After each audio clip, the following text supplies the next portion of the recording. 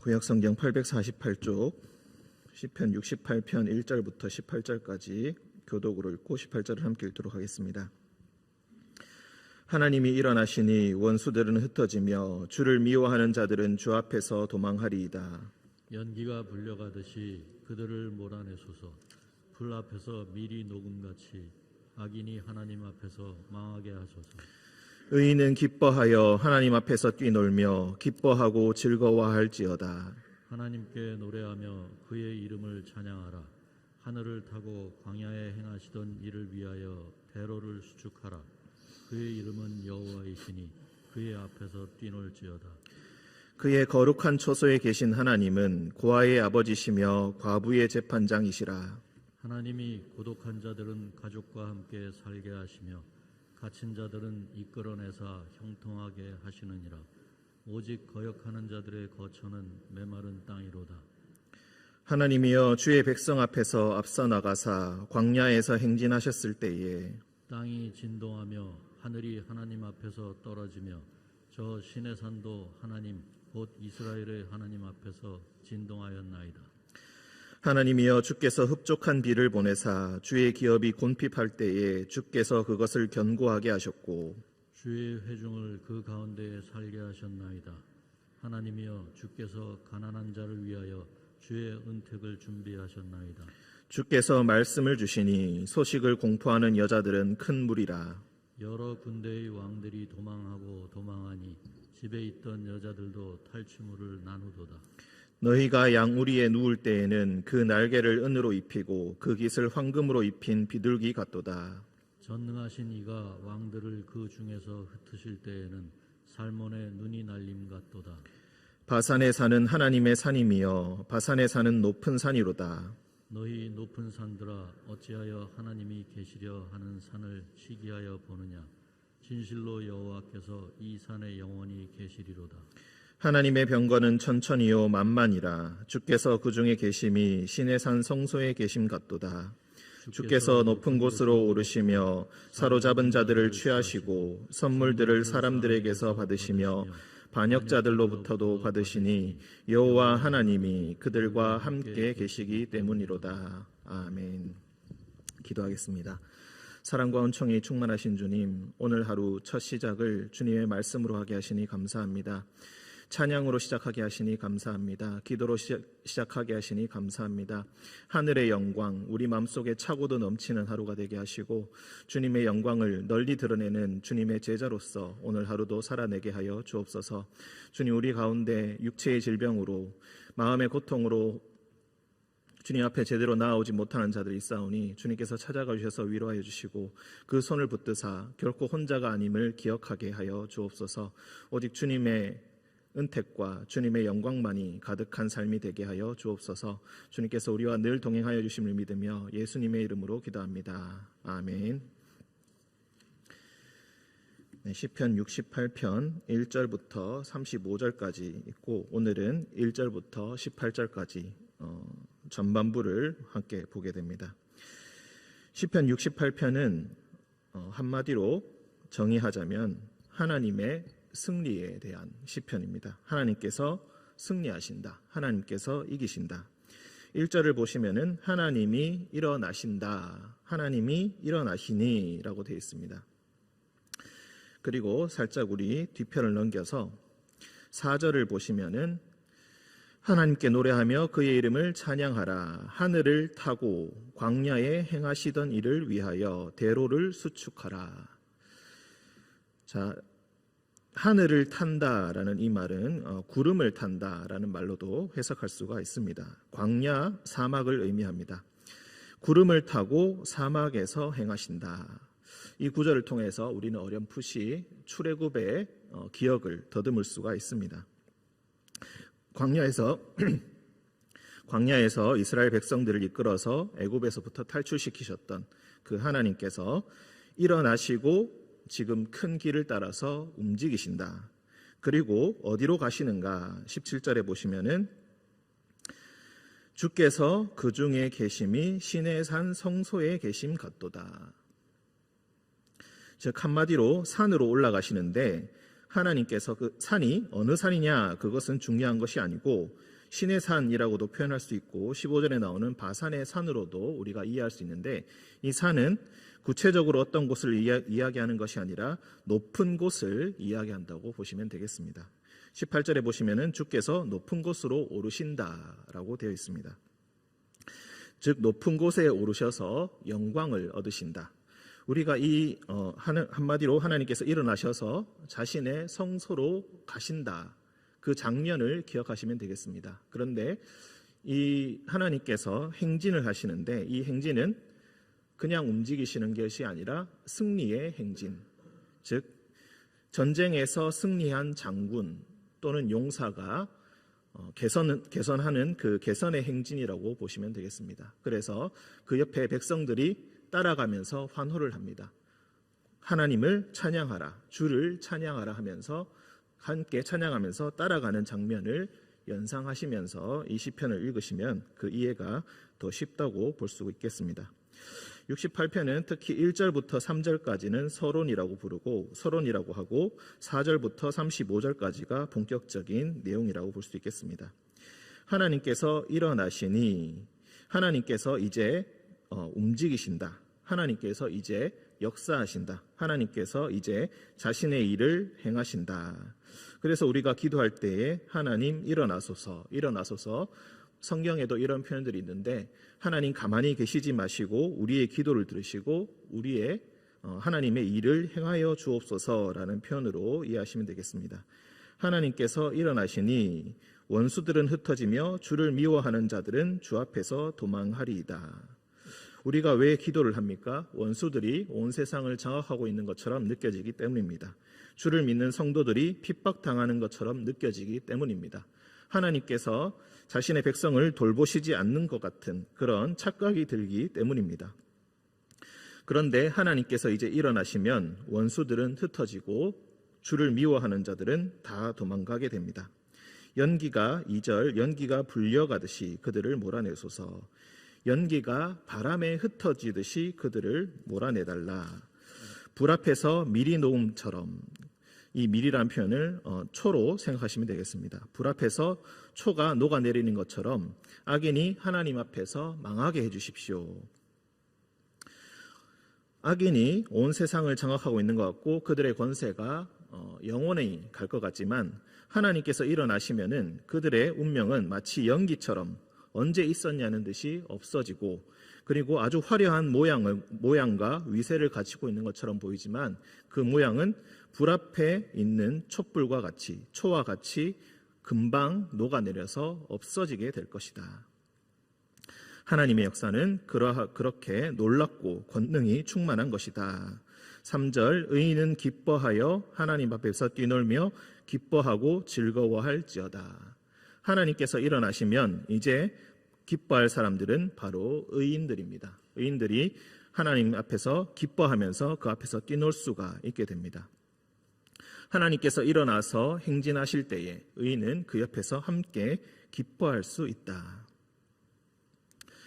우리는 어느 편에 서 있는가 이것을 생각해 볼 수가 있겠습니다. 4절 하나님께 노래하며 그의 이름을 찬양하라. 이제 행진하시는 하나님 곁에서 성도들이 우리 함께 찬양하자 소리 지르며 함께 기뻐하고 있습니다.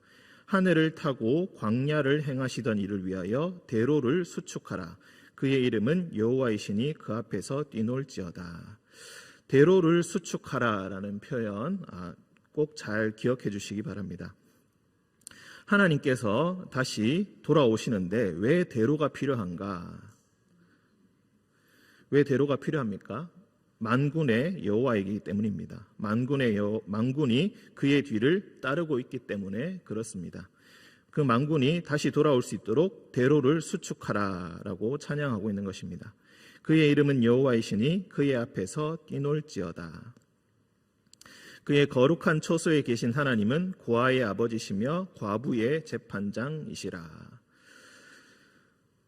항상 고아, 과부, 즉 사회에서 소외된 자들, 아버지, 어머니, 부모님을 잃고 남편을 잃은 자들, 사회에서 제 목소리를 내지 못하는 자들의 하나님이시다라는 이 찬양은 성경 곳곳에서 나오는 표현이기도 합니다.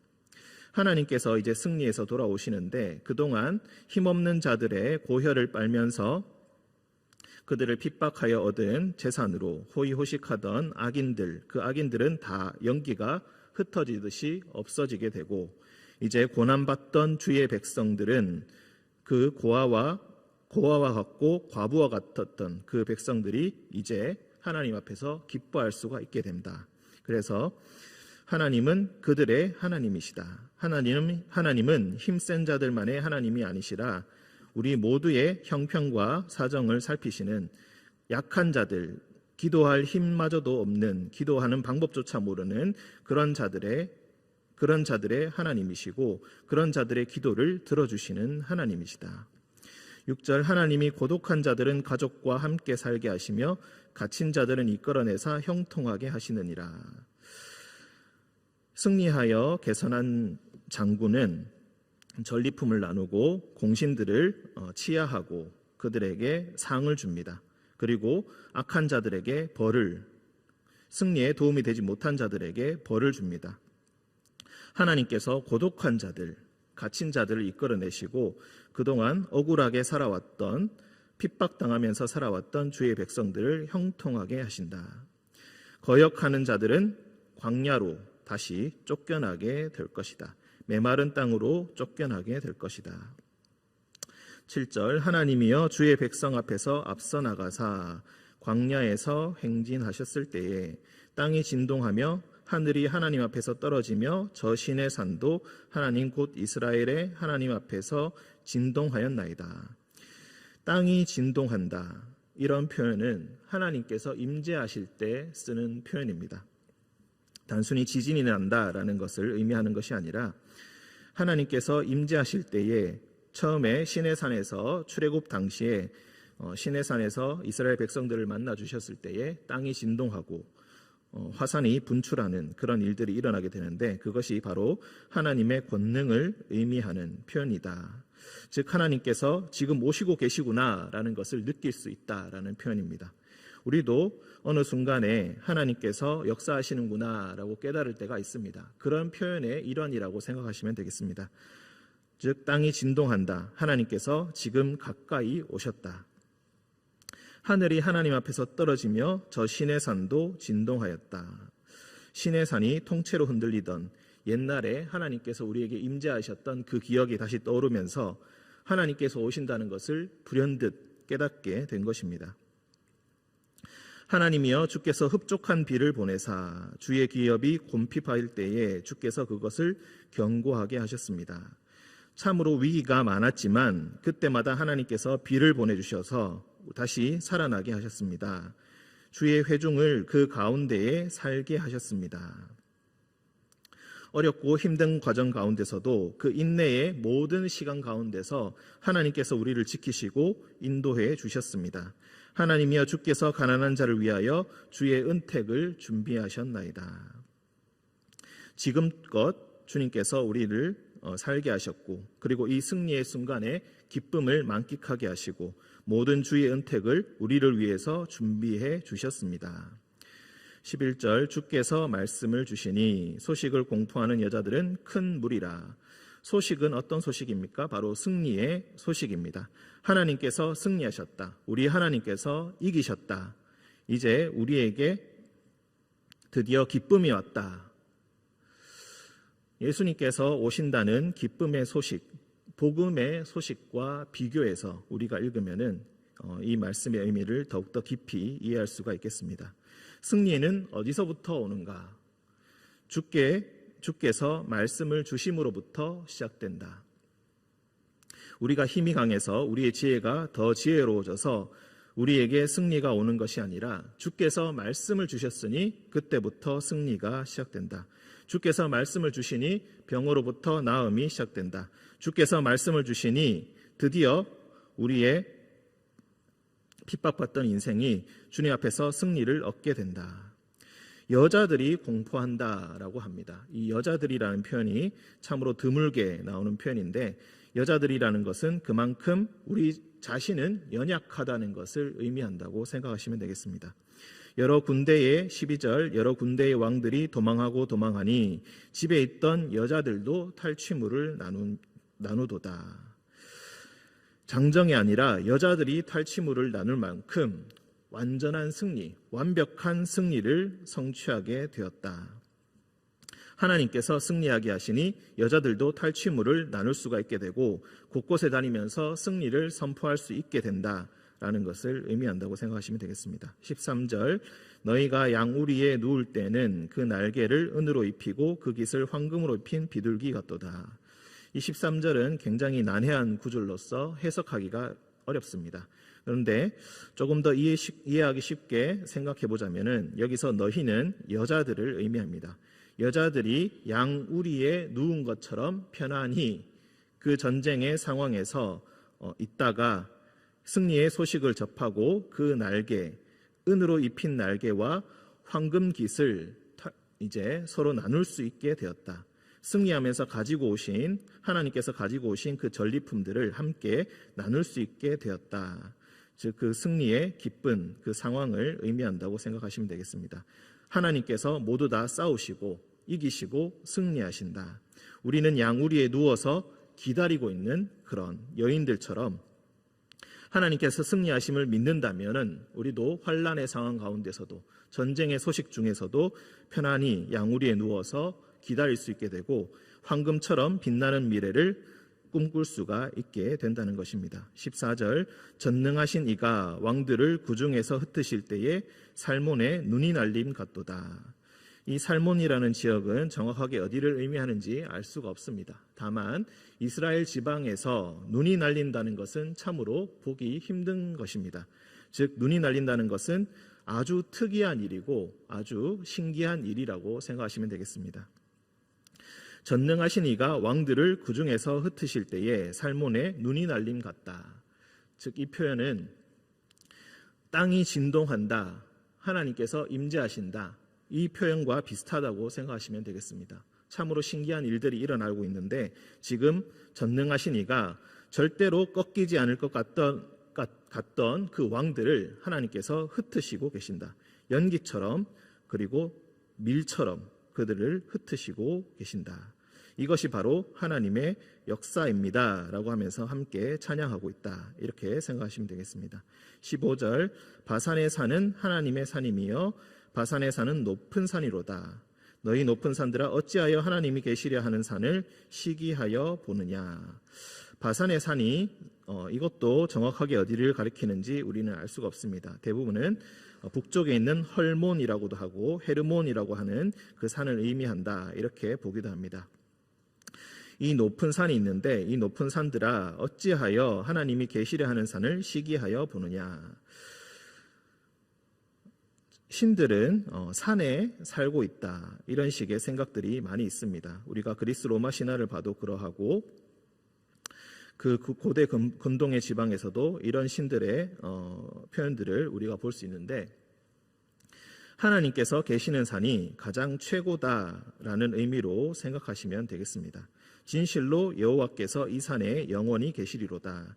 다른 신을 섬기는 자들이 하나님의 승리를 보고 시기하여 보고 있다. 너희가 어찌하여 하나님을 시기하느냐. 진실로 여호와께서 이 산에 영원히 계실 것이다. 너희가 아무리 이런 신이 있다, 우리의 신이 더 힘이 세다라고 주장하지만 세상에 하나님은 오직 여호와 하나님 한 분뿐이시고 이분만이 영원히 계신 하나님이시다. 그러니 너희가 이길 일이 없으니 어리석은 너희들은 시기하여 볼 필요가 없다라고 선포하고 있습니다. 17절 하나님의 병거는 천천히요 만만이라. 앞서 4절에서 대로를 수축하라라는 것의 이유가 나온다고 볼 수 있겠습니다. 지금 대로를 수축하는 이유는 하나님의 병거가 천천히요 만만이며 그 위세가 참으로 탁월하고 그 행진이 참으로 장엄하고 위엄 있기 때문입니다. 주께서 그 중에 계심이 신의 산 성소에 계심 같도다. 주께서 높은 곳으로 오르시며 사로잡은 자들을 취하시고 선물들을 사람들에게서 받으시며 반역자들로부터도 받으신다. 하나님께서 승리의 행진을 하시면서 일어나는 그 모든 일들을 이야기하고 있습니다. 여호와 하나님이 바로 그들과 함께 계시기 때문이다. 여호와 하나님과 함께 있는 자들은 함께 승리를 누리게 될 것입니다. 우리가 잠시 말씀 한 군데만 보도록 하겠습니다. 마가복음 신약성경입니다. 마가복음 1장 2절 3절 우리 함께 찾아보겠습니다. 마가복음 1장 2절 3절